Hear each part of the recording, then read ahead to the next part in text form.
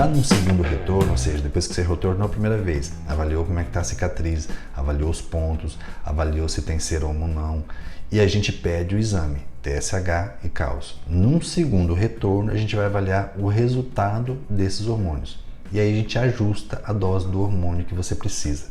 Avalia-se então quando precisa também a cintilografia, quando é feito, a maioria das vezes não precisa fazer, e aí define-se a necessidade ou não de terapia complementar.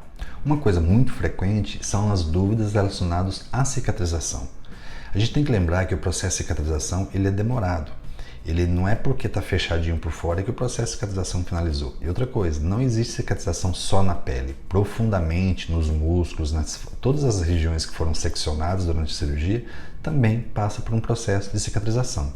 Então tem 3 fatores fundamentais que influenciam numa cicatrização de uma ferida cirúrgica. O primeiro deles é a técnica cirúrgica. A gente tem que ter simetria, ou seja, a hora que fecha tem que estar tudo ajustadinho, não pode ter degrau, tem que estar ajustado a altura, a distância. Então isso é um cuidado que o cirurgião tem que ter durante o procedimento cirúrgico.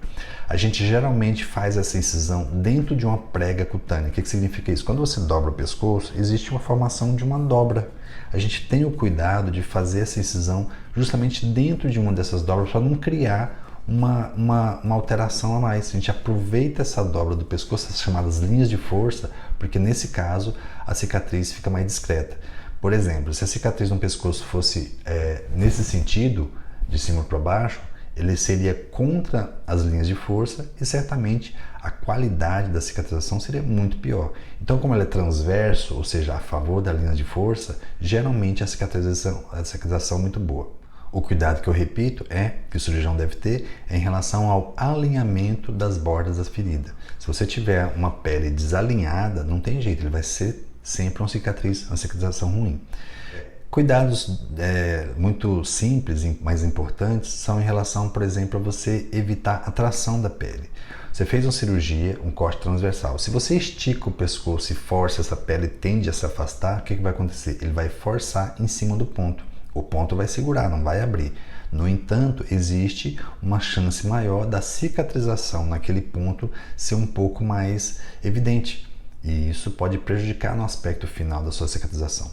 E outra coisa importantíssima que você nunca deve esquecer é que a cicatriz cirúrgica, a ferida cirúrgica em cicatrização, não pode ter exposição direta ao sol. Tem gente que usa durante 3 meses, 90 dias seguidos, um micropore tampando a cicatriz. Não precisa de gás, porque não vai sair secreção nenhuma que precisa ser absorvida, mas um micropore que tampa o tempo todo, que pode molhar e que você tira depois só para trocar. Isso ajuda na cicatrização. Muitos não precisam ter uma cicatrização boa e pronto, mas o processo de cicatrização é um processo demorado. Ele pode demorar até 6, 7 meses. Às vezes em 1 ano você está tendo ainda alteração do aspecto da cicatriz da cirurgia que você fez. E é importante lembrar que cada pessoa tem fatores individuais de cicatrização. Traduzindo isso, tem gente que tem cicatrização boa, independente de qualquer coisa, e tem gente que não tem cicatrização boa, independente de qualquer técnica utilizada. E às vezes se forma a cicatriz hipertrófica, que é o pessoal chama de cicatriz queloidiana. Se você tem uma cicatriz adequada, mas expôs ao sol ocorre uma hiperpigmentação da pele, essa cicatriz também vai chamar a atenção, mesmo que ela fique lisinha, mesmo que ela fique realmente plana. Vai chamar atenção por quê? Pela coloração. Então, volto a reafirmar que é importante você proteger a sua cicatrização do sol. Lembrar que o processo de cicatrização é demorado e que tem fatores que a gente infelizmente não consegue controlar. Quando cria uma cicatriz hipertrófica, uma chamada cicatriz queloidiana, existem várias possibilidades de abordar isso aí. Geralmente, a gente tem que reoperar para poder retirar.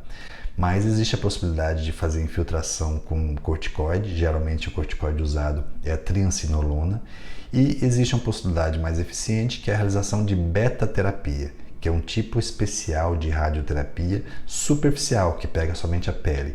Nesse caso, ele tem que ser feito de imediato, ou seja, você resseca a lesão queloidiana, o paciente sai de lá e no mesmo dia ele já faz a beta-terapia, ou seja, tem que ser feito todo um planejamento para que isso seja eficiente.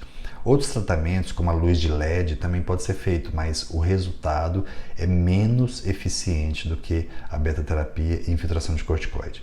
Porém, a maioria das vezes as pessoas não precisam e a cicatrização ocorre tranquila, de bom aspecto. Lembrar que, eu já falei isso outras vezes, o tamanho da cicatriz é proporcional ao risco, ou seja, se você fizer uma cicatriz muito pequena e lesar um nervo e o paciente ter alteração definitiva da voz, é muito pior do que você fazer uma cicatriz maior, que fique mais segura para o cirurgião operar com tranquilidade. Então pense na funcionalidade, não sofra por conta do tamanho de uma cicatriz só porque você acha que não ficou legal. A maioria das vezes fica excelente e as pessoas nem mesmo percebem essa cicatriz.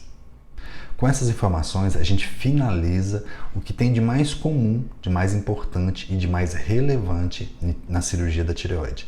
Todas as principais dúvidas foram abordadas e outras dúvidas que você tiver, você entra em contato com o nosso suporte que a gente esclarece, encaminha novos vídeos, você vai ficar plenamente entendendo tudo que acontece nesse período.